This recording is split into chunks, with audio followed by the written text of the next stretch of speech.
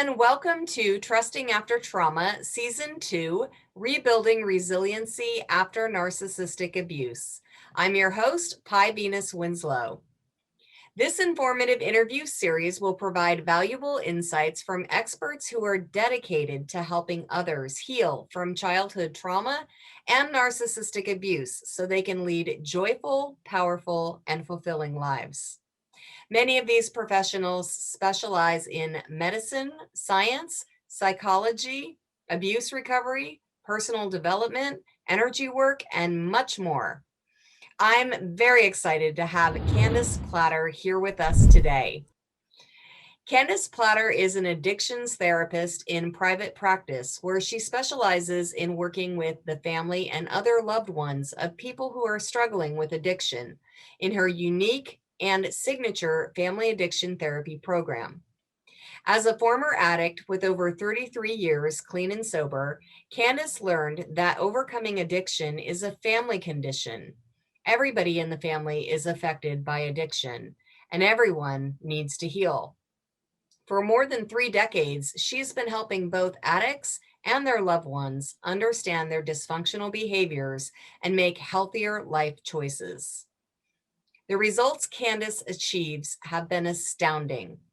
Addicts stop using and their families regain their lives from the ravages of addiction. Not only has her success led to a waiting list of clients, but she is a sought-after leader in the field of addictions. As the developer of the Platter method of family addiction therapy, Candice now works with her team of top counselors, helping families and addicts break the cycle of addiction for good.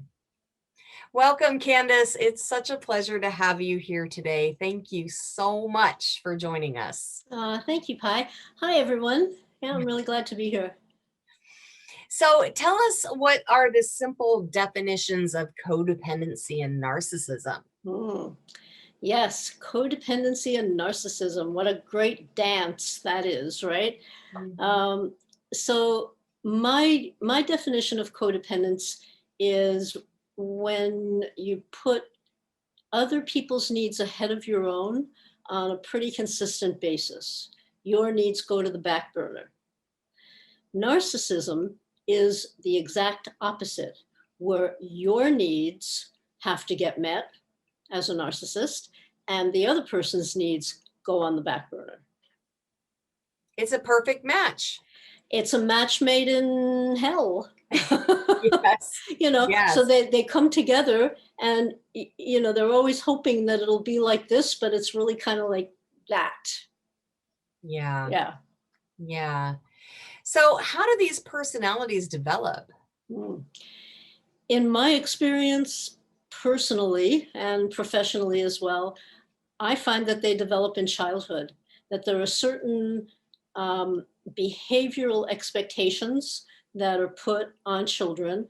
And it's kind of an interesting thing because some of these expectations are the same, and some of the reasons that both of these personality disorders develop come from the same place, but they choose different ways of expressing themselves in this. So to use generalities that across the board are pretty true, and also because I need to use pronouns, most people who are codependent are women, not all, but most. So I'll say she. So the codependent is taught as a child that she's responsible for relationships. She's responsible for making them work. She's responsible if they don't work. She's at fault. There's shame to be felt if something goes wrong in a relationship. And there's usually a lot of blame that's bestowed on a child who's being almost groomed, usually unconsciously by the parents, but groomed to become codependent, to care more about them than she does about herself. Mm-hmm. With narcissism, what happens is the child is, it's a complicated thing because the child is being told, and I'll use him for that, that he's wonderful, he's so wonderful, but at the same time, he knows he's not so wonderful, and he's getting those messages too. He's wonderful, but there's a price to pay for that, and he better shape up and stay wonderful. So there's a pressure that goes on for a child that is starting to be groomed to be narcissistic. And it just continues and follows people into adulthood. So the codependent person doesn't feel like she's good enough. She needs other people to love her and like her and need her, especially need her. The narcissist has this false kind of sense of arrogance, of entitlement, while deep down feeling the same thing that the codependent feels. I'm not really worthy, and I can't let anybody find out. So I have to be arrogant and blustery and whatever, however that shows up in the relationships. Yeah. That's interesting because in a way, it sounds like they're opposites, but it also sounds like they both suffer underneath from the same fears. Yeah. And they're flip sides of the same coin, which is the way I like to look at it. And I actually, I'm a recovering codependent. I hardly ever, I also use the word people pleasing to, it's synonymous with codependency. I don't do that very much anymore. When I do it, when I slip back into it, I feel it right away. And it's like this ew kind of feeling of, I don't like this. I want to go in a different direction. So I have a lot of compassion and empathy and understanding of codependency.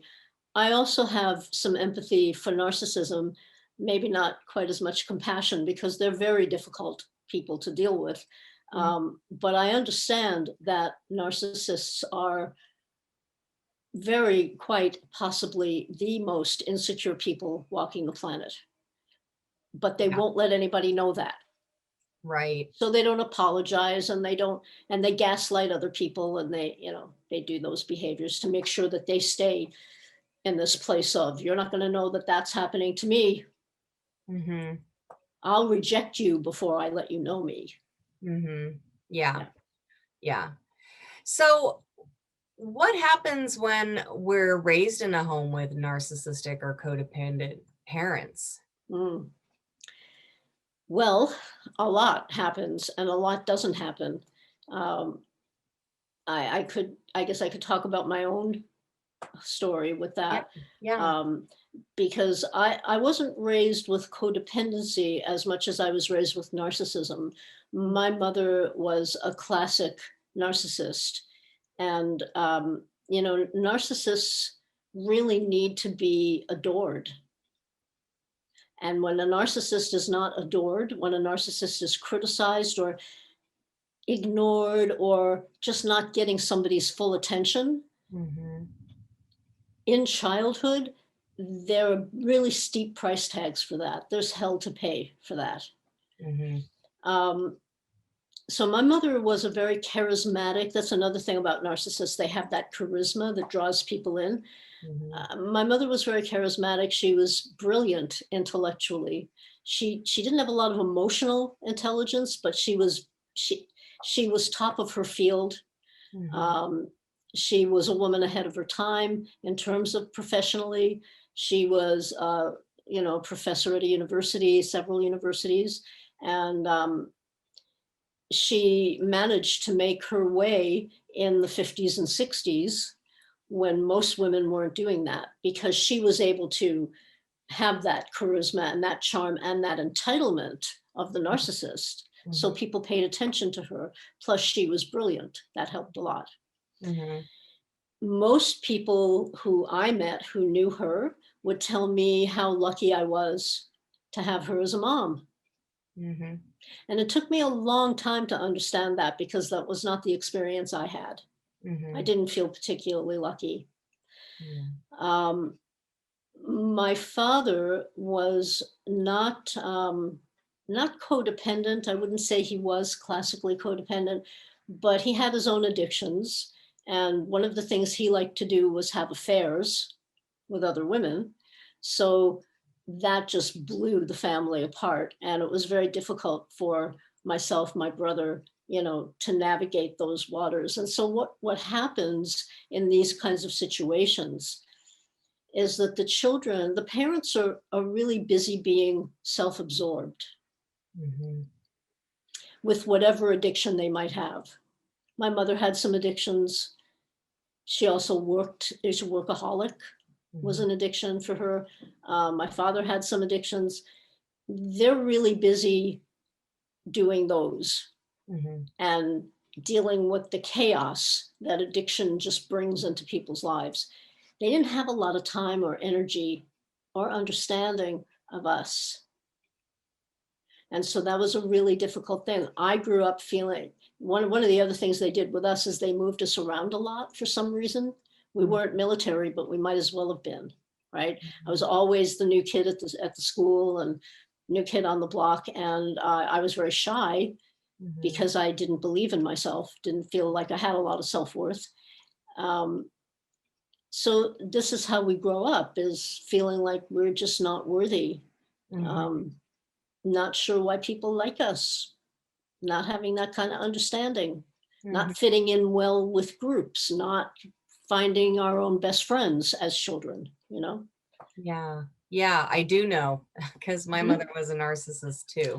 Then you know And exactly. my father was an alcoholic, so I can really resonate with your story. So how did growing up that way, like you mentioned, like how it affected you, how did you heal those difficult scars? Well, I think I have probably a couple more scars to even talk about before I go into that, because what happens with the children of narcissists and codependents or other addicts is that they grow up with those scars that manifest in so many different ways. One of the ways it manifested in me, aside from the low self-esteem, I like to call it self-respect. Actually, I like that term better. I didn't have any of that. I didn't know who I was. I was doing okay. I was in university and I was doing okay, but I didn't know who I was. And it didn't matter what I did. It was never good enough. It was, I wasn't given emotionally what I needed to thrive, maybe to survive, but not to thrive. And finally, my body just kind of had enough of that. My body responded to that. And I feel like my body just kind of imploded on itself. And I became very, very ill and was diagnosed with Crohn's disease in 1973, which was a time when nobody really knew what Crohn's disease was. They knew colitis, but they didn't know Crohn's. Similar illness, but different. They gave me medication for colitis, not for Crohn's. That wasn't very helpful. That was hurtful. So I went through a lot of years being very sick, and I went through a lot of years with doctors giving me a lot of addictive medication because they didn't know what else to do with me. So they gave me Valium as much as I wanted. They gave me OxyContin, codeine, kind of you name it, I had it. And it made me feel better physically, and I liked the feeling of being high. I didn't have to worry about things, took the edge off. And so I just used these things. They were given to me by the doctor. I'm a good girl. I do what I'm told. So I took all these medications, and about 15 years into that, once again, my body and my psyche kind of really told me that something was very wrong with this picture. And I actually became suicidal, started thinking about how many pills I actually had to be able to kill myself. That was a very scary time. So I reached out for some help and started going to some 12-step programs. I didn't realize I was an addict. When I found out that I was an addict, that term actually helped me a lot. Some people don't like that label, but for me, it helped me a lot because I knew what was going on for me and I knew that I could do something about it. But that was a hard journey. That wasn't an easy, it takes a lot of development and a lot of dedication and determination to stay in recovery and to work on yourself, a lot of courage when Yeah. people do that, right? So one day at a time, 33 years clean and sober, and most days I like myself a lot. I still have days when I have growth periods that make my hair stand on end, but most of the time I really like who I am today. So when I look back at it, my journey is full of trauma. It's full of physical, emotional, psychic trauma. Mm-hmm. And I'm not sure that I would change anything. Mm-hmm. Maybe a few things, Yeah. but not very much, because I became who I am today, and I'm able to help other people, which is, to me, the whole name of the game, right? Yeah. Oh, So that's such an inspiring story. hmm, And so, when people grow up, with narcissistic or codependent parents, and then they go out into the world and they have these deep beliefs down inside that they're not worthy, and then they go out and they start looking for relationships with other human beings. uh-huh. So what are the payoffs and the price tags of being entangled with other people? And tell us, like, what's love got to do with it? Yeah, actually, the answer to that one is not a whole lot. It's not really love. It just kind of feels like it should be love, but it really isn't. Mhm. Um, so what happens to codependence is, because again, narcissists need to be absolutely, totally, completely adored. Mhm. That's the whole game for them, is to be adored and to have everybody be loyal to them. We're seeing that being played out in our world today. Mhm. Um, Codependence, because they feel so empty inside, they don't know who they are, and they need somebody else to fill them up. They kind of need to adore. They need to make somebody the center of their lives so that they have a purpose, and they get up in the morning thinking about that person, and life becomes exciting again. Mhm. um, and and that's really not love. That's codependency. So love doesn't have much to do with that. So these people, they find themselves in a room there, that old song, that old thing of, they saw each other across a crowded room, Uh-huh. and they recognized each other right away. Mhm. Oh, I got to get with her. Oh, I like him. Just even on an energy level, they know each other, and they come together and they do this thing that doesn't work very well. Yeah. um, but they're totally attracted to each other because one needs to adore and the other one needs to be adored, and so that works really well for a minute.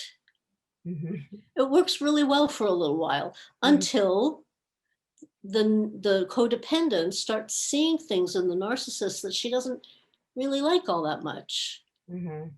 And the narcissist feels controlled by the codependent, doesn't feel adored anymore. Mhm. And so what the narcissist does is he turns it back around onto her, blaming her, like the codependent might say, "You're always late. Why are you always late? You said you'd be home at 6 o'clock, and you're not, 6:30, 7 o'clock, you could have called me. You're always late." And the narcissist turns around and says something like, "Well, if I liked you better, I'd probably be home on time." Yeah. And If you weren't always yelling at me, if maybe I'd you want weren't, to come yeah, home. if you weren't such a, so that feeds totally into the codependent's feeling of not being good enough. And she, sometimes he, but she thinks, okay, I need to change this. I need to change. He must be right. And I need to change this. And this is why they don't leave. Mhm. This is why they stay. And then the relationship gets even more entangled and more twisted. And sometimes there are children involved, and she can't leave, and it really becomes quite abusive, right? Or Yeah. the narcissist will leave and then come back and then leave Mhm. and then come back and then leave, and Mhm. just give her crumbs Right. Crumbs is I got a lot of crumbs in my life. Yeah. Yeah. Yeah. And then what happens when like other substance or behavioral addiction is thrown into the mix? Oh I mean, boy. talk about adding fuel to the fire. Yep. Yeah. And so people change right in front of your eyes when they're using these kinds of substances. So if the narcissist isn't feeling like you adore him anymore, he's going to go out and he's going to find other people to adore him. And sometimes that's going to mean partying. Sometimes that's going to mean cocaine. Sometimes that's going to mean alcohol. It's going to mean other women. It's going to mean whatever needs to happen to be able to feel good about himself, because that's his shtick. He has to feel good about himself. He has to make you feel good about him. The codependent, not too many codependent people develop huge addictions, but they develop little addictions. Like they'll have a glass of wine while they're cooking dinner, and then have another one, and then start having a third one, and then start having a fourth one.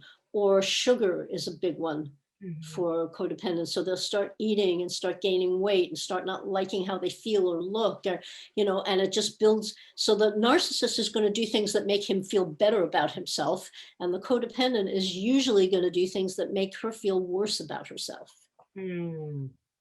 Wow. Right? Yeah. And so when the narcissist comes back, and before he leaves again, he comes back and he'll say something to the codependent like, I'm the only man that would ever put up with you. I'm the only person. It's not just straight relationships this happens in. It happens in all kinds of relationships. So the narcissistic person, whatever gender, will say to the codependent, nobody else would put up with you. Look at you. Look at how you gained weight. You're this, you're that. You're lucky to have me. And it's just a perpetuating cycle until usually what happens is the codependent finally reaches out for some help, goes to a support group or finds a therapist, somebody like myself to work with, and makes some real progress in working with themselves. They want the narcissist to come with them. Not a great idea. Because narcissists classically do not come to therapy unless they're going to help the other person who's so sick. Right. They're fine. It's the other person, right? And so they're outraged if you even suggest it. Oh, yeah, they don't come back if you challenge the narcissist, not usually anyway. And if they do come back, they're obnoxious and they challenge the therapist, and it becomes that game. And usually the codependent is just sitting there. Wait a minute, this was my session. But she never says that. Right. Until she does. She does. Yeah. Well, that's that. I was just going to ask you, can codependents and narcissists really recover and live their best lives? I like to think so. I am living proof that codependents can do that. I'm absolutely living proof that yes. In fact, this is my favorite mug. It says, "Live a life you love." Yes. Yeah. Yes. I have not always lived a life I loved, but it is very possible. From a narcissist, from the perspective of the narcissist, it's a very difficult personality disorder to deal with, because the one thing that needs to happen for them to see some of their own foibles is exactly what they refuse to do, because they're so scared to do that. So I like to think that anybody can change if they're willing to do that. I do think that. I do think that anybody can change if they're willing to put in the work to do it. Most narcissists that I've been in contact with over my lifetime have not been. Yeah. But codependent people can can learn to understand themselves at a much deeper level. They start to understand why they're shooting themselves in the foot and attracting these kinds of relationships and staying in these kinds of relationships, so that they can start building relationships with different people who aren't narcissistic, who aren't so self-absorbed. Yeah. And Yeah. so, yes, then, whether they choose to be in a relationship or they choose to be on their own, yes, they can live such a better life. Yeah. Yeah. And yeah, the work you're doing is, it's making a big impact on the world. So Candice, what would you say is the most important thing for someone who grew up with narcissistic parents to remember? Mhm. There is something, and it's really so important. In order to heal from this, like really truly heal, we need to understand that what happened to us in childhood, how they treated us, was not about us. It was about them. It wasn't because we weren't smart enough or good enough or pretty enough or any of those things. It had nothing to do with us. In fact, when people are self absorbed, the way narcissists and codependent people are, anybody with any kind of addictive behavior, it's really always about them. It's never about us. So if you've been holding on to any shame about, I'm not good enough, I'm not worthy, my hope for you is that you're going to get yourself some help to work through that, because this is definitely healable. You've just finished writing a book, haven't you? Yeah, it's my third book. Yeah. Um, I have a copy of them here. My first book is Loving an Addict, Loving Yourself. It's Mhm. the top 10 survival tips for loving someone with an addiction. Mhm. And it's won some awards, which I was so surprised about, because as an addict, I never thought that I would ever do anything that was going to help the world. Never even occurred to me. But yeah. And so the second book is a workbook that goes with the first book. So it's Loving an Addict, Loving Yourself, the workbook. And it's got, questions and, you can write in it. And so the third book that's just about to come out, um, I've been doing something called Self Respect Sundays, and they're these beautiful images with quotes from my first book on them. Mhm. And we send them out to my newsletter every Sunday, to my newsletter list. And um, people just love them, and they write to me, like what you were telling me before our interview, people write to you and tell you how much they enjoy your summit. Mhm. People write to me and tell me about that. They say, thank you so much. This really made sense. It really helped me this week. Mhm. So what I did was I took a bunch of different images, new different images, and and put my quotes on them. So they're different, completely different um, from what you've received if you're on my newsletter list. These are different.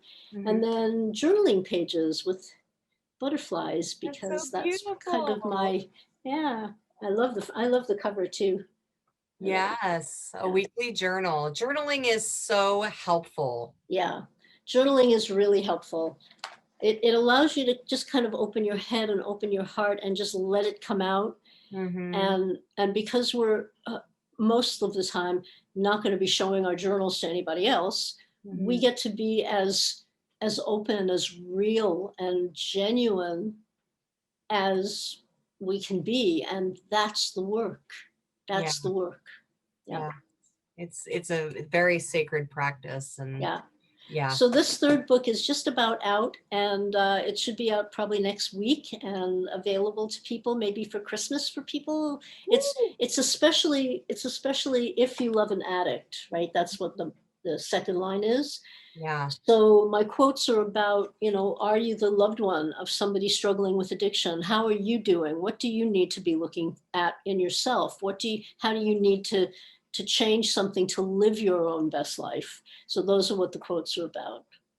Amazing, amazing. Thanks. And you've also got a special gift just for our viewers. Can you Mm-hmm. tell us about Yes. Yes. So if you go onto my website, you can sign up for my newsletter and get a free chapter of my book. that? Oh, Yeah. yeah. Yeah. Wonderful. And I think maybe the first couple of people who do that, they can email me and they can say, I'm the first one who did this, or the second one who did this, and I'll send them for free the PDF version of Loving an Addict, Loving Yourself. Oh, that is so generous of you. Thank Yeah. you, Candace. That's amazing. And we also do free 30-minute telephone consultations with people. All they have to do is fill out our questionnaire, which isn't too long or entailed. It's pretty easy to fill out. Once we get that, we'll be in touch with you to set up a 30-minute telephone consultation so we can find out what's going on with you and how we might be able to help you. Yeah. Amazing, amazing, Candace. Thank you so much for sharing your expertise, your wisdom, your story, and your free gift with us. You're welcome. My pleasure. Thank you. Yeah. And thank you, everyone, for joining us for Trusting After Trauma Season 2, Rebuilding Resiliency After Narcissistic Abuse. Remember to keep checking your email so that you don't miss out on any of the amazing interviews in this series.